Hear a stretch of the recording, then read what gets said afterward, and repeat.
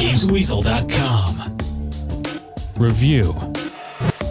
Sega's Mega Drive Ultimate Collection takes 40 games that appeared on the 16-bit console and puts them onto one handy disc with a simple menu so you can get straight into them with little fuss. Now, I'm not going to mention all 40 games here, a full list is on the blog site at GamesWeasel.com. However, there are a few gems in here I do remember from the past, so it was interesting and nostalgic to have another fiddle with them. Notably, the games I was most excited about were Golden Axe, Altered Beast and Streets of Rage. Of course, there were others I was curious to play too, having never played them, including the Golden Axe sequels, Shinobi 3 and the Phantasy Star RPGs. So what you get is the original games playing through what must be an emulator on the disc. There are limited continues on some of the arcade titles, but it is nice to see you can pause the game and save the state in one of 3 save slots. Of course, this means you can save as you go and see later levels from games you've never seen before. Altered Beast was one of those games. I never knew you turn into a tiger as well. Now on the back of the box it does say the games are now in HD, but this isn't really the case. In fact, playing these low-res games on a 42-inch HD plasma TV with a board around them shows every pixel in the game, and weirdly, they actually did look better playing on a small CRT telly back in the early 90s. They have included a smoothing mode which does attempt to fix the pixelation, but this actually makes everything look like it's been coated in wax and in some ways ruins the nostalgia. Of course, Sonic's in there too, but I've never been a Sonic fan, so there's one I haven't actually touched. And if you liked playing Echo the Dolphin back in the day, that's in there too. Annoyingly, there's no Revenge of Shinobi, which, for me anyway, goes down as one of the best 2D platform games ever made. It should have been in there. So is it worth the money? Especially if you've already shelled out for some Sega classics before on the Wii and on the Xbox Live Marketplace? Well, if you're under 25, I'd leave this one well alone. These games are only really fun because they remind older gamers of a time when gaming was more simple and more immediate. It also brings back loads of memories. For anyone that didn't play these first time around, they're really nowhere near as good as people remember them, and you really are best playing the games of today. There is plenty in here to keep older gamers amused, and there's extra trivia and unlockable videos as you go, not to mention lots of easy achievements and trophies to earn. The latest collection from Sega gets 6 out of 10.